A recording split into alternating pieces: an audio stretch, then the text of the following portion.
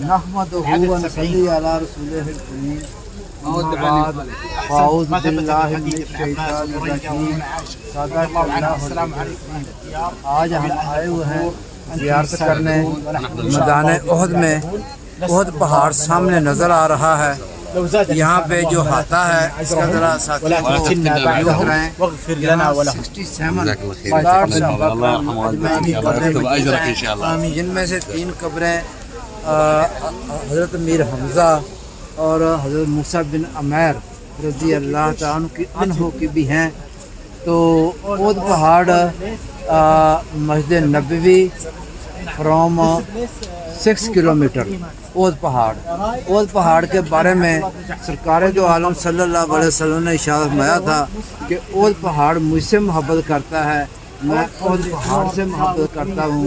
اور ایک موقع پہ ارشاد فرمایا کہ جنت میں میرے گھر کے میرے محل کے سامنے بھی احد پہاڑ ہوگا۔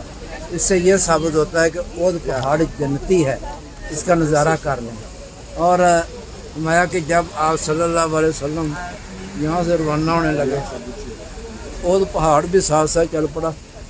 آپ صلی اللہ علیہ وسلم نے فرمایا احد رک جا، ایک موقع آئے گا کہ حرم یہاں تک ہوگا۔ اب دیکھو کام ہو رہا ہے، ان کو دکھائیں، ورکنگ ہو رہی ہے، کرینے لگی ہوئی ہیں۔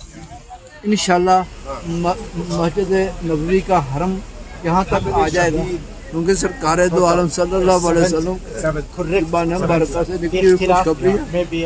اور حضرت موسیٰ بن عمیر رضی اللہ تعالیٰ کو بارہ میں آتا ہے، بڑے نازوں کے پڑے ہوئے تھے، بڑے میر گھرانے سے نکلا۔ ان کا والد 200 درہم کا جوڑا خرید کے ان کو پہناتا تھا۔ 200 درہم کا جوڑا، 200 درہم کو آج جمع تفریح کر لیں کہ کتنے کا بڑھتا ہے۔ جب سلام لائے تو یہ حالت ہو گئی کہ ایک موقع ایسا آیا کہ حضور نبی اکرم صلی اللہ علیہ وسلم مسجد نبی میں تشریف فرما تھے۔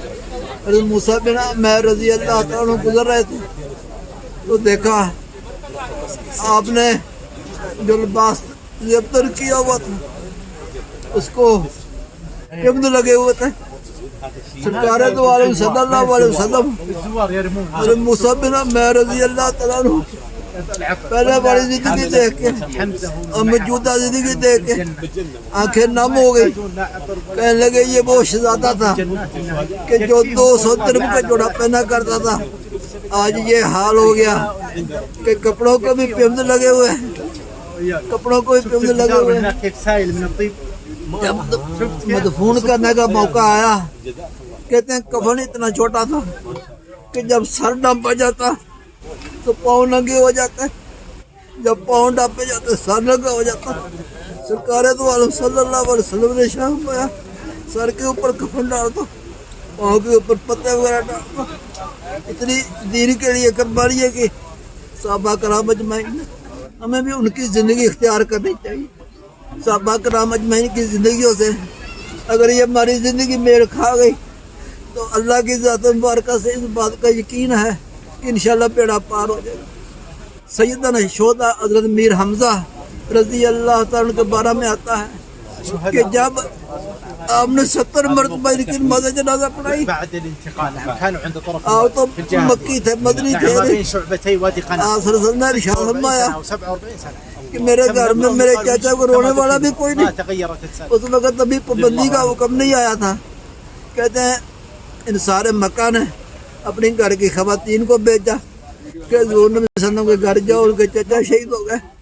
کہتے ہیں عمر میں تقریباً آپ جیسے تھے، ان کو آپ کا رضائی بھائی بھی کہا جاتا ہے۔ تو سرکار دو عالم صلی اللہ علیہ وسلم نے ان کی 70 مرتبہ نماز جنازہ پڑھائی۔ 70 مرتبہ کا یہ مطلب نہیں ہے کہ ان کے جنازے کو 70 مرتبہ پڑھایا، بلکہ یہ مطلب ہے کہ ان کا جنازہ وہاں پڑھا رہتا تھا۔ ایک صحابی کا نماز جنازہ آیا، پڑھا کے فارغ کیا، دوسرے کا آ گیا، پھر تیسرے کا آ گیا، پھر چوتھے کا آ گیا، پھر 5ویں کا آ گیا، پھر 6ٹھے کا آ گیا، پھر 7ویں کا آ گیا، پھر 8ویں کا آ گیا، پھر 9ویں کا آ گیا، پھر 10ویں کا آ گیا۔ یعنی کہ 70 صحابہ کی نماز جنازہ ہوئی، ان کا جنازہ وہیں پڑا رہا۔